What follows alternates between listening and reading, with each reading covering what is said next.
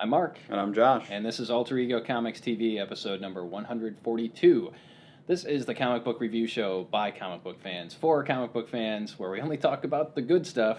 And there's so much good stuff this week that we're going to do one of our famed lightning rounds, where we're going to give quick comments on a number of books.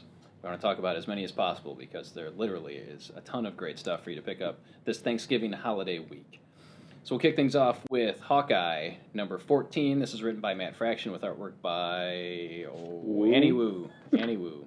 And this issue focuses on Kate Bishop, the girl Hawkeye. It reminded me of why I love this book so much. The writing was great. Annie Wu's artwork is really good, fits the story very well. And as I was reading this, I kept envisioning Jess from The New Girl as Kate. So now that that's out there, I hope other people pick up on it because Kate was very, very much behaving like Jess from The New Girl. Anything you have to say about it? I also like Kate and Jess from The New Girl. No, it was great. Hawkeye's been bouncing around between multiple stories and multiple timelines, so it's nice to see kind of a more straightforward tale that picks up from where we last left off with the character, and I loved it. It was really good. Next up, Nova, number 100. Or number 10, depending on how you want to count. Yeah, what's that you say? This Nova book has not been out for 100 issues? You know Marvel with their crazy math. They are counting every issue with the word Nova on the title is being counted as a Nova issue, which gets us to 100 issues this week, but only 10 issues of the current incarnation of Nova. This book is just so good, and it makes me so sad that it's probably going to get canceled somewhere down the road because it's not hitting the numbers it needs to get. This book, as I've said many times, it's ideal for the teenager in your household. One of the few books that's out there where the main character is a junior high student or a high school student, 15 years old. Great stories for, as I said, the young person in your life to appreciate. I would put it at the same level as Ultimate Comics Spider-Man, which someone else compared it to in the letters page on this one. So Nova was great. Oh yeah, and it's nice because this is an anniversary issue. Apparently, it's oversized. You get actually kind of 3 different chunks of story, and the backup had me giggling. I'm actually still, 18 hours later, I'm still laughing at things from the end of the book. So Nova was lots of fun. Superior Spider-Man number 22. This begins Darkest Hours, which is the next big storyline in the world of Superior Spider-Man, and this gives us the first meeting of Superior Spider-Man and Venom, agent of someone, Agent of S.H.I.E.L.D., Venom the Avenger, Secret Avenger? Agent Venom, I think it's, I don't know. I don't know what it is. But written by Dan Slott and Christos Gage, artwork by Humberto Ramos, and Ramos' artwork is awesome, as always, in this. It's very interesting to see Dr.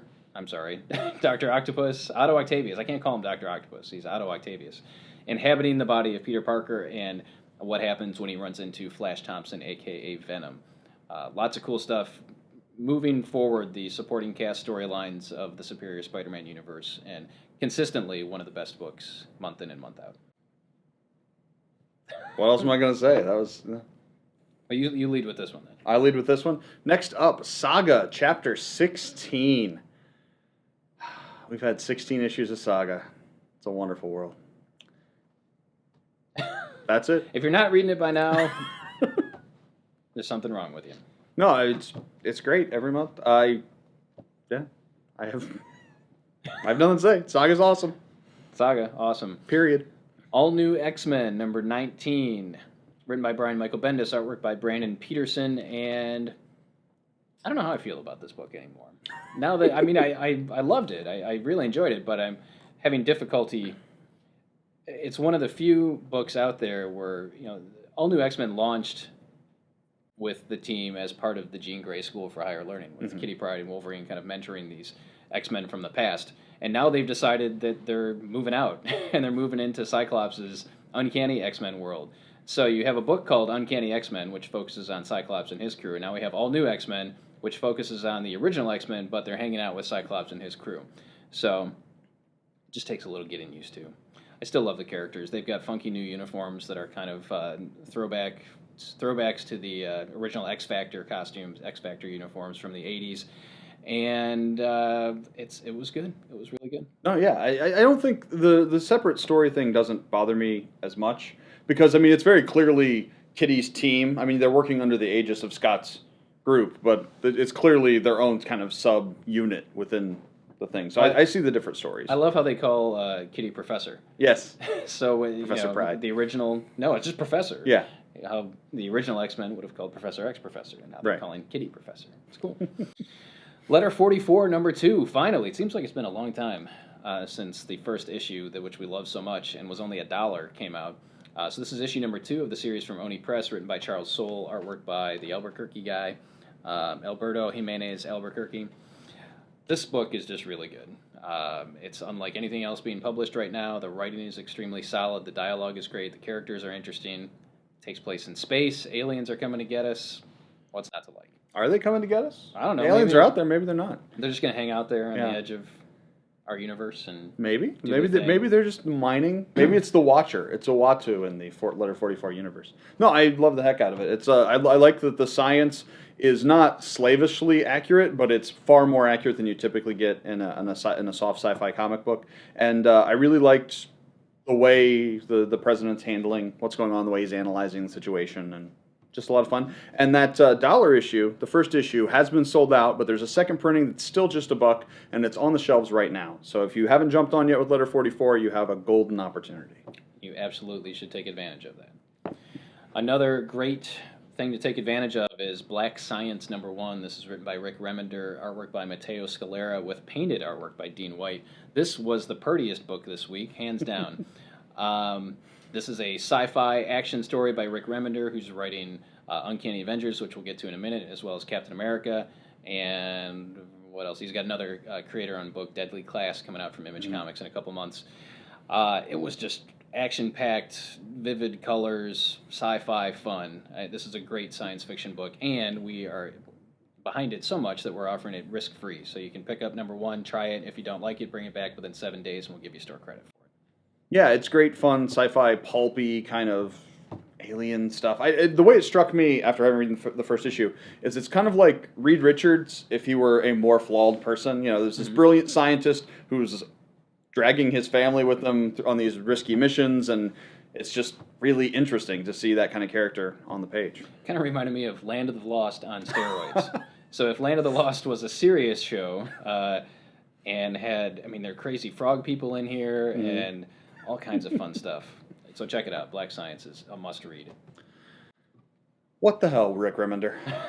I thought we had an understanding. There are a whole bunch of Avengers books that come out every month. I don't have time to read them all. So you very politely made Uncanny Avengers less than desirable to read. Because, the best way to get me to not read your book is to have a character like the Sentry or the Grim Reaper or Daken in it. And you had all 3 of them. And I appreciated that. I appreciated having one less book I had to read. And then this issue came out. No spoilers. No spoilers? Well, I had to read it. We're seeing the beginning of the end, the penultimate chapter in the story, the culmination of the Apocalypse Twins and Kang and a whole bunch of weird stuff, and it has very serious potential ramifications for 2 important Avengers and a guy that some people like. And these are not throwaway characters. These are people who have been in major movies or are going to be in major movies in the next couple of years. And if you're an Avengers fan, or if you're even just a Marvel Universe fan, this stuff seems like it might be important. Get this. Here's the heads up. If you're a Marvel Universe fan, this is an important book to read. Enough said, I suppose. Yeah. Maybe we'll talk about it another time. But yeah, earth-shattering stuff happening here. Not our Earth, but a Earth. Yes, Earth A. Next up, we've got a twofer from Jason Aaron. Wolverine and the X-Men is a book so good we get it twice this month, or this week we get it twice. We got Wolverine and the X-Men number 38, art by Laraza. I was going to say Aaron Lepestri, that's not right. Salvador Laraza? Laraca? No. Pepe Laraza. Oh. Pepe. There's no A on the end. It's Pepe Larraz. L-A-A-R-A-Z.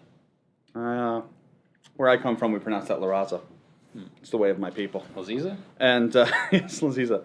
The LaRosa. Wolverine and the X-Men 38 picks up from the end of Battle for the Atom, so we see a little bit of splash from that. But actually, I think it's a great pickup issue if you haven't been reading the Wolverine and the X-Men, because we get a couple new students coming to the school, and Brew, everyone's favorite sentient brood, gives them the tour and the kind of the dime tour, and you check out the place, you get to see all the wacky stuff going on, and it was just a great return to the classic feel of Wolverine and the X-Men.